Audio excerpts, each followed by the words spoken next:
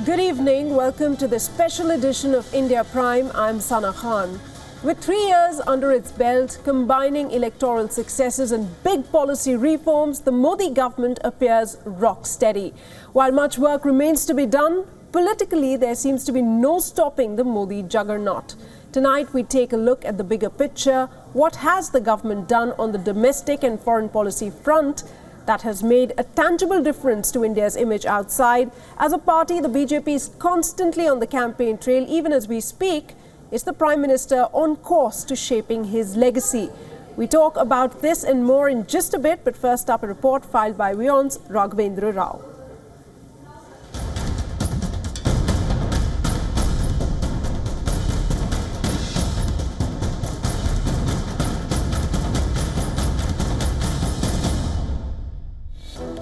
His detractors may argue that Prime Minister Narendra Modi is in constant poll mode, but the BJP isn't complaining.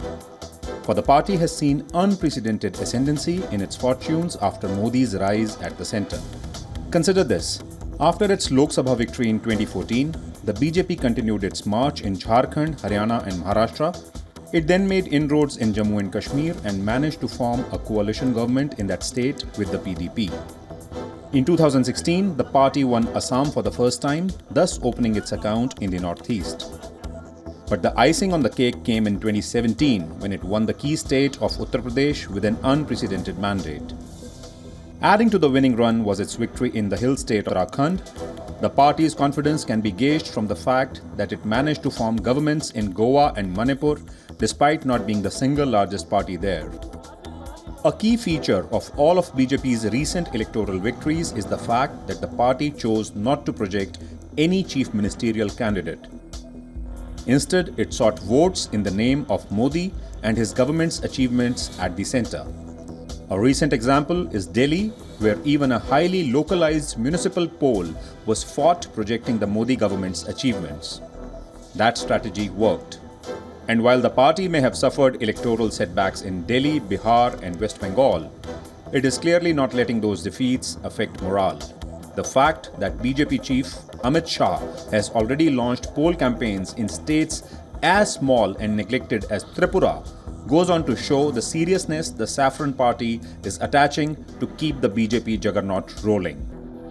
In New Delhi, Raghavendra Rao, WION. Well, let's take a look at what he did on the economy front. Only a few will disagree that economy is in better shape compared to 2014 when the NDA government took over. Through fast decision-making process and infrastructure building, economy seems to be on a growth path, and it has even withstood the ill effects of note ban. But job creations and Make in India campaigns can be counted as promises unfulfilled so far. Sumit Chaturvedi has this report.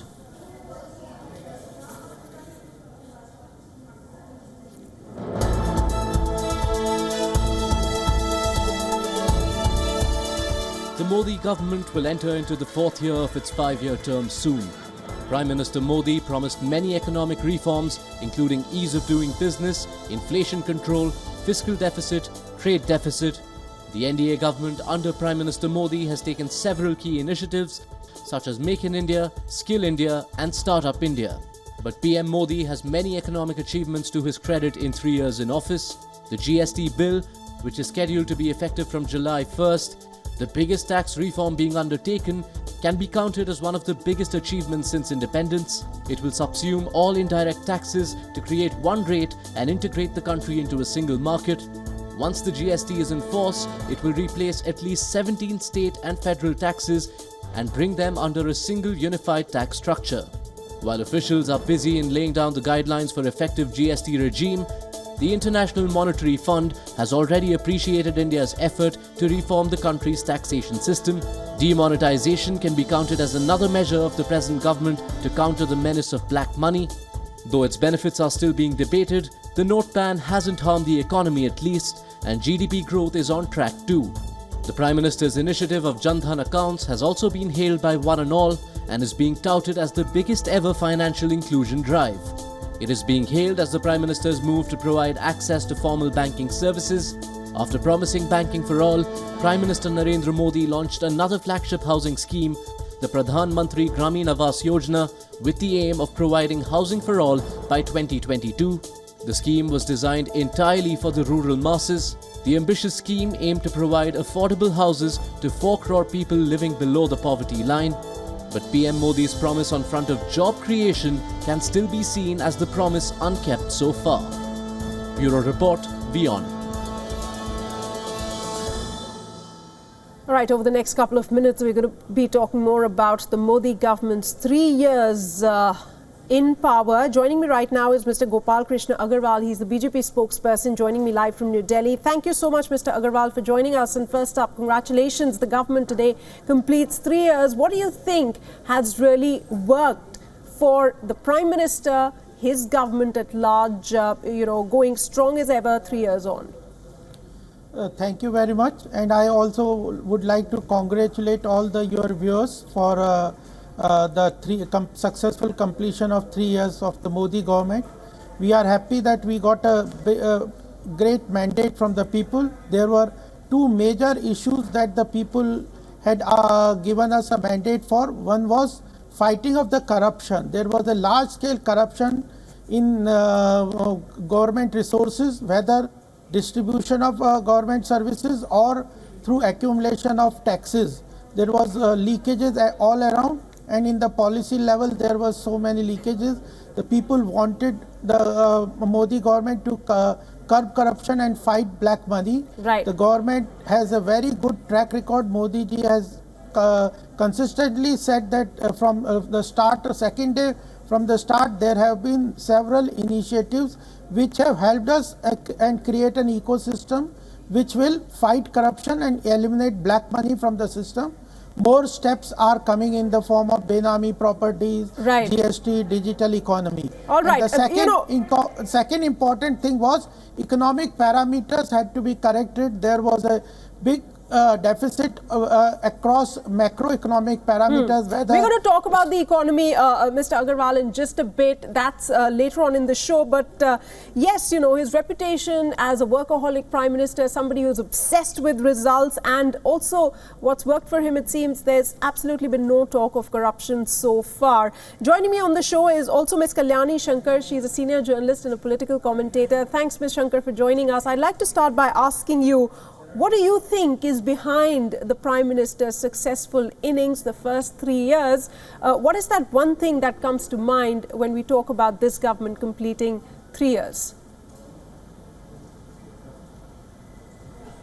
Well, the first thing is a weak opposition as far as I could see, because he has no opposition and he has been very lucky and he has been able to take the Modi juggernaut forward, except perhaps in Bihar and Delhi. But actually, apart from that, and Modi and Amit Shah, they have been working as a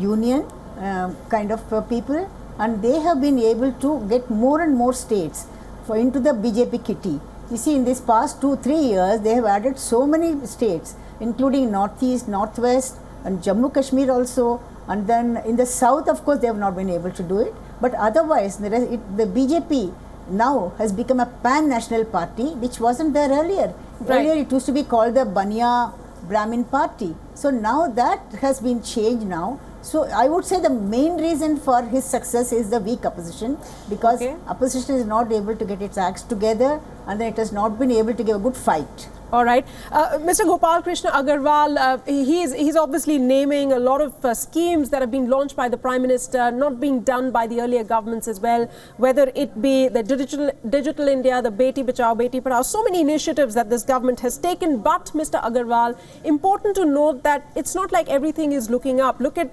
the situation in Kashmir. Look at the latest Naxal attack. It's not like everything is, by and large, as far as Pakistan, Kashmir, those problem areas are concerned.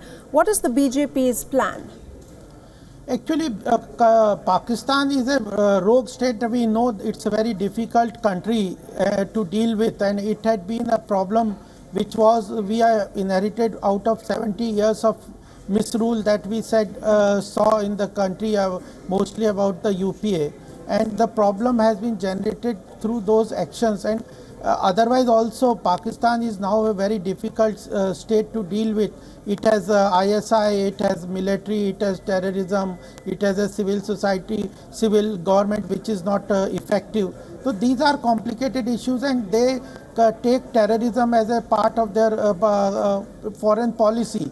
The government has tried to deal with all the 4 issues on whether it's an isolating Pakistan on the international arena, then sealing the borders, and so that terrorism cannot enter through the Pakistan, it cannot export terrorism. Army is giving a befitting reply. Yes, there have been a couple of tough measures, but you know, the results we haven't seen. Perhaps we'll see in the days to come. Joining me on the show is also Charan Sapra. He's a Congress spokesperson. He joins me live from Mumbai. I'll come back to you, Mr. Agarwal. Thanks so much, Mr. Sapra. We have Ms. Kalyani Shankar and Gopal Krishna Agarwal of the BJP on the panel as well. Ms. Kalyani Shankar says that one reason for the Prime Minister's success, the government's successful 3-year term, is the lack, is a weak opposition. Do you think the Congress, the opposition parties, have really failed to capitalize on the fault lines that exist in the present government?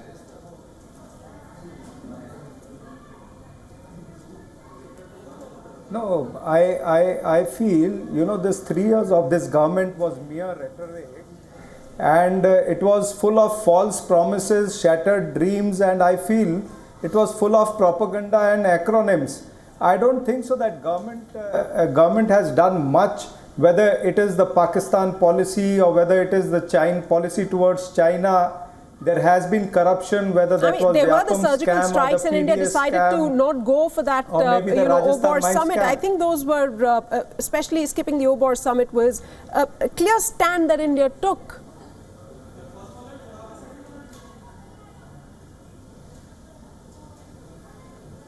Hello. We can hear you, Mr. Sapra. Please go ahead.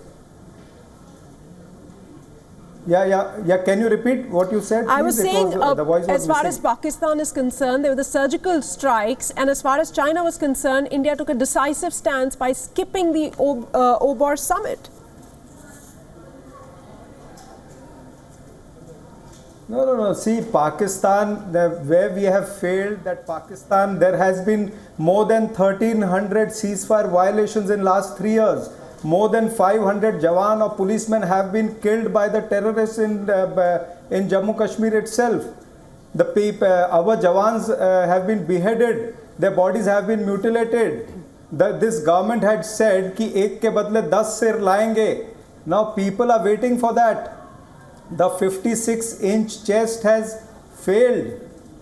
Okay. So even against China is not allowing you, China is not allowing you to declare that Hafiz Sayyid as a terrorist. They are not allowing you over there also. So China is not at all supportive. China has gone ahead with CPEC. In future they will damage the Indian trade. They will damage the Indian relations further. So I don't think so that anywhere Narendra Modi or his government has succeeded as far as you can't China expect, is concerned, you or can't Pakistan expect is these concerned, changes or to maybe happen in Nepal and Bangladesh. Right, but you have to give it to the government. There is a sense of equality as far as dealing with the Chinese is concerned, which we've never seen before, at least in the recent past. I'd like to take this to the BJP spokesperson, Mr. Agarwal. Would you like to respond to what the Congress spokesperson just said? So we know that China is a very strong nation. It has a very strong economy, and the way it is behaving across every country in the world is it has a policy of expansionist, and the way it has resources to influence foreign diplomacy is a issue that we have to deal. Except this China and Pakistan, which are we scared of China? But you see, there has been a report day before yesterday by the American strategic defense personnel, which says that India has been successful in isolating Pakistan in the international arena, and it has been able to, there will be very strong action on the part of Indian government, and Pakistan will have to pay the price of its misendeavors that it is taking place. So again, 2 days back, Army released a 24-second video clip where Pakistan,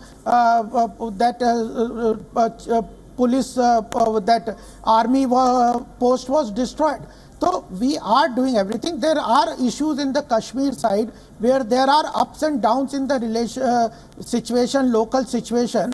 But if we want to isolate people, separatist people in the Kashmir, but Mr. Agarwal, you know, the situation is going from bad to worse as far as Kashmir is concerned. We can continue to talk about the foreign policy initiatives taken by the present government, but let me take this to Ms. Kalyani Shankar. You know, at the end of this all, Ms. Shankar, it comes down to, is this a government of action? Many say it's all about the perception. What do you think at the end of the day? Is it all about perception as far as Modi government is concerned? Yes, we have a lot of schemes. Yes, we have, you know, there seems to be a lot of talk as well on the ground. We've seen the surgical strikes. We've seen what India has done with China. But at the end of it all, what do you think? Well, politics is perception. To that extent, I think Modi government has done well by keeping a perception that Modi is a doer and they've been very aggressive and that kind of thing. But as far as your, you know, surgical strike, and also surgical strike had happened after that, now you see the retaliation also. So we should have been prepared for the retaliation. That I don't think we had done. And then as far as demonetization, it will come in the next year or so. You will know what are the real results there. So there are actions, and also as you had said in your report earlier, there are many schemes. You know, Skill India, Make in India, Stand Up India, Stand Down India. Hundreds of schemes have been announced, but then it has not percolated down so far. So in the next 2 years, the major challenge before Modi government is to make sure that these schemes are taken down the pyramid, and then the people are able to enjoy the fruits. And there are also even other things like Jan Dhan Yojana, and then, you know, even Aadhaar, there is some problem. So all these things need to be sort of sorted out. And moreover, most of the thing, you know, Modi has been talking about the Team India. But I don't know whether the Team India is really working now, because there are lots of non-BJP states which are also, you know, not cooperating at some point or the other. So the major schemes which Modi ji has announced have to be implemented by the states. So there he has to make sure that they are implementing it. Otherwise, you know, the results will not be very good. All right, that's a valid point there. Mr. Sapra, you wanted to come in quickly, and then we'll move on to talking about the economy. No, that's what I wanted to say, that this government is full of jumlas or acronyms. They have been coming out with different name and different schemes. Like the lion of Make in India has failed to roar. The Skill India has not worked out effectively. The Stand Up India has never stood up to the expectations of people. You know, so the Modi government collectively, it does not work. India does not work only with acronyms or jumlas. You really have to work at the ground level. So these jumlas have to stop somewhere now. Okay, Mr. Sapra, point taken. Now I come to you, Mr. Agarwal. If we talk about the economy, now we do know in the latest the Congress has asked for a white paper on the employment strategy. That is one area where the Modi government seems to be in deep denial over the jobless growth. What is the government's plan? We know that inflation is something which has been taken care of. Corruption and black money, the government said demonetization will have an impact in curbing that. Also, the GST rollout will help that to some extent, but that we still have to wait and watch. But what about the jobless growth? I would like to mention two things before I get into the jobless growth. One thing is there has been more than 90 lakhs new taxpayers after demonetization. It itself shows that it has been successful in its aim. One of the objective has been achieved. Second thing is, under Mudra Bank, government has given 7.45 lakh crores loans. That itself, if you think of jobs, if you want the government should give government jobs or private sector jobs to more than 125 crore population, that's not possible. We have to go for self-entrepreneurship, self-employment, and Mudra Bank, startup, stand up. No, but how would you explain the unemployment rate that has gone up to 5% from the 4.9 in previous year? Because NSSO data does not capture self-employment. It does not takes into consideration major sectors like tourism, informal sector, self-employment. That data is not incorporated into NSSO data on job. Otherwise, we have created more than 8 crore jobs. 7.5 crore loans in Mudra alone will have created entrepreneurs. They will themselves at least create more jobs. So that's a catalytic effect that the Mudra Bank will have.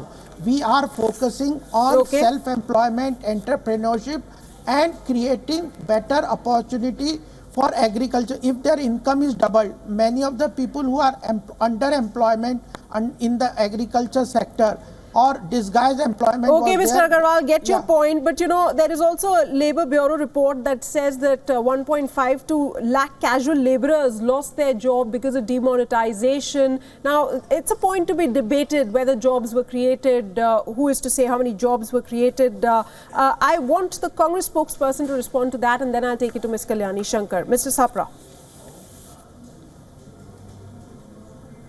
See, unfortunately, whatever the BJP spokesperson was saying, I do not agree with that, and largely the Indian community will also not agree, because the government data shows that it is only 1.34 lakh jobs were created in last 3 years. This is not our data, this is the government data.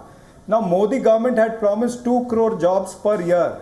That is in 3 years, 6 crore jobs. They have been able to, materialize only 1.34. So this is a failure. Further, during demonetization, as you rightly said, no. Let me speak. I never interrupted you. Now, as you said rightly, in demonetization, 1.52 lakh people, they lost the jobs. Right. So there is a tremendous unemployment in the country, which unfortunately the BJP government does not want to agree upon. There is a serious situation where credit growth is only 5.3%, which is all-time low in the last 60 years. So Modi government really has to look into I think this is one area where the BJP government needs time to, get its act together. But Ms. Kalyani Shankar, there have been other areas. But for example, how much time? They have already 3 years have passed. All right, Mr. Sapra, I'll come back to you in just a bit. Ms. Shankar, as far as the GDP is concerned, the ease of doing business is concerned, the FDI inflow is concerned, on the economy front, things look, pretty neat at this point in time if you discount the fact, if you do not take into account the fact that jobs need to be created, and that is a problem area. What's your view as far as the Modi government's performance on the economy front is concerned? Well, economy front so far so good. It's doing well, except as you rightly said, job side definitely needs to be looked into, because Modi came to power promising jobs to the youth, and youth in large numbers voted for the Modi government. So that is why, and they have to make sure that jobs are available, and manufacturing sector also is not doing well. And moreover, as far as the other areas are concerned, Modi government has to see that demonetization loss, because of demonetization so many jobs are lost, whether it's going to continue to lose or whether they will come back. That we don't know what is going to happen. And then as far as the FDI is concerned and the ease of doing business is concerned, I think we are going forward. But at the same time, all the foreign investors would like India to give more reforms. On the reform side, we have done some and we are yet to do more. Actually, on the labor side, we have not done much. And then on the banking and financial sector, we need to do much more. So these are the things the foreign investors are looking into it. Right. Of course, Modi has been the best marketing manager for India so far, and wherever he has gone, he's been trying to sort of sell India to the investors. But then, people are coming, but then nothing on the ground so far. That's what you have to see. How much you are able to do in the next 2 years. All right. And the it doesn't have to be just words, but also translate into actions. One point. Right. One point. Please go ahead, Ms. Kalyani Shankar. Yeah. Yeah, one point I want to make. That is, the one point which I want to make is the next 2 years, it's going to be difficult for Mr. Modi to get, opposition cooperation, because they are already in the election mode and they are all looking to 2019 elections. So now in Parliament to get any reform measures passed, it's going to be very tough for Mr. Modi, and they should reach out to the opposition if they really want to get things done. Absolutely. While the record on jobs is poor for this government, widespread changes in the global IT industry are also going to have a huge impact in the days to come.